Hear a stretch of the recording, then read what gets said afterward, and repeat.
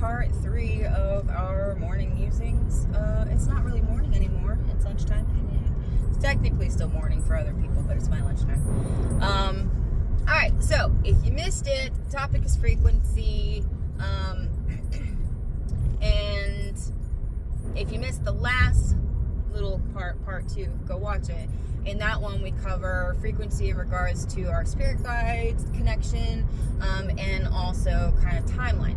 All right, so now we're going to cover frequency in regards to other people in your life, in your world. Okay, so there is one thing that happens when you start to intentionally guide your energy into growth, accountability, and love, okay?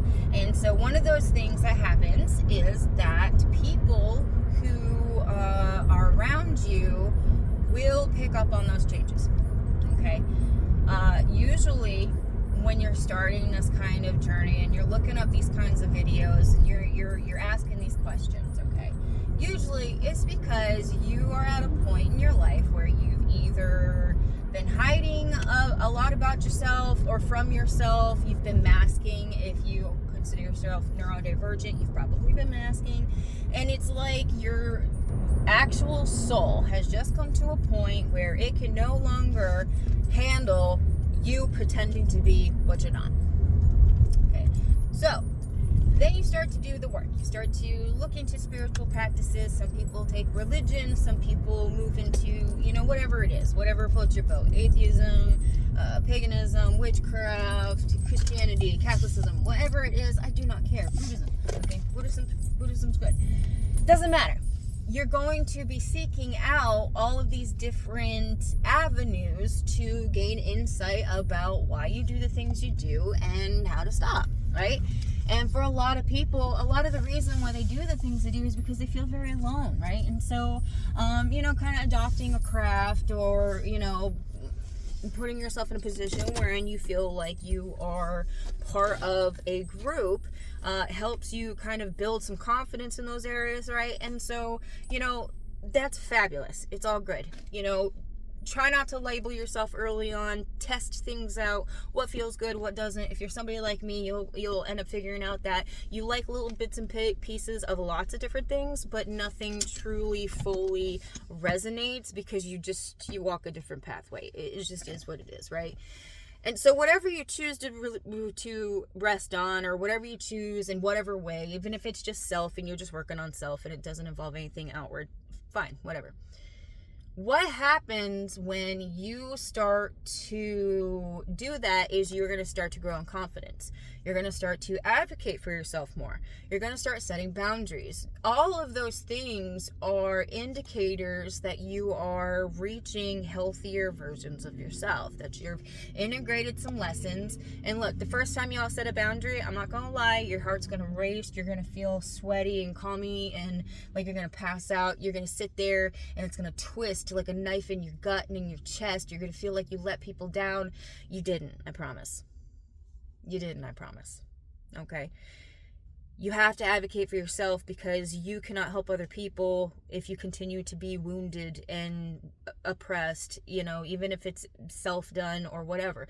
Okay? So as you build this confidence, as you set those boundaries, things like that, people in your real world are going to take notice. Why? Lower vibrational people that you matched with before are no longer going to resonate with a new version of you. These are people who benefited from you not having boundaries. These are people who benefited from you being in bad moods, right? Like birds of a feather flock together.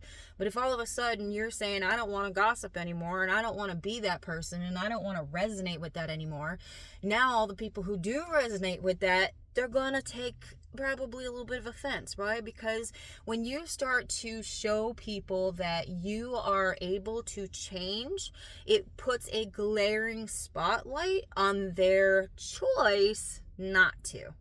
Okay? Neither here nor there.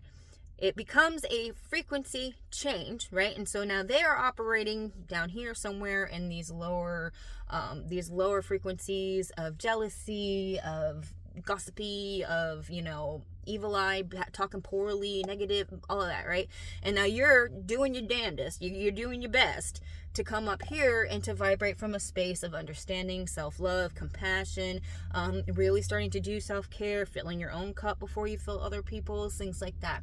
And that disconnect, okay, at first it shows up in kind of glaring ways. The people who are the most disconnected from this new version of you, they're probably going to be vocal about it. They're going to be upset. Let them go. Let them go. Them being upset about it doesn't have anything to do with you. That's something they're dealing with inside their own world of space, and it's not something that you need to worry about. You are not here to feel other people's emotions that way. You're not here to regulate other people. You're here to protect yourself, to embody your truest version of self, to maintain your sovereignty, and to be the best version of self that you can be day to day. That's it. That's why you're here. You're here for that. You're not here to be everybody's mom and dad. You're not here to fix them. You're not here 555. You're not here to try to be anything more than what you are, or anything less. Okay? So though that first round of people, they're probably going to exit pretty quickly. All right. And usually those are the ones when you really start setting boundaries. Then there is this subtle shift that starts to happen, wherein as you are doing this work, and when you start and it starts to accelerate, you'll notice this more and more, and it can get very lonesome. Okay. I'm just going to be real with you. It sucks. But what ends up happening is you start to slowly shift in a frequency, embody it truly, and then have the opportunity to shift upward again. Okay, so that's kind of how it works. So you'll see that maybe you'll have all these epiphanies, a change of perception, and then you'll go and you'll embody it. And now it's a true version of you, and then all of a sudden you're starting to isolate a little bit again. You're starting to question things again, and that is where you have gone around the healer's mark, and you have the healer's spiral, and you have come around to the lesson again in a different way, okay? And so this allows you to continuously revolve upwards in small, manageable increments, your frequency, as you do your shadow work and as you move through those things. So when people are not doing that with you, right? So some people, they might join you. They might join you to a point and then they'll stop. Or they may join you all the way to the top. Maybe you're one of those lucky people, huh? Maybe you are. Okay, but what ends up happening is when they stop being within that vibrational area of you, and then you fully embody up here. Now you are here solid. You ain't going back down. We don't really do that, right? We stay solid. But if they're solid down here and you're solid up here, there's all that space in between there. And remember what I told you about how your guides, if you're watching part 2, go watch it.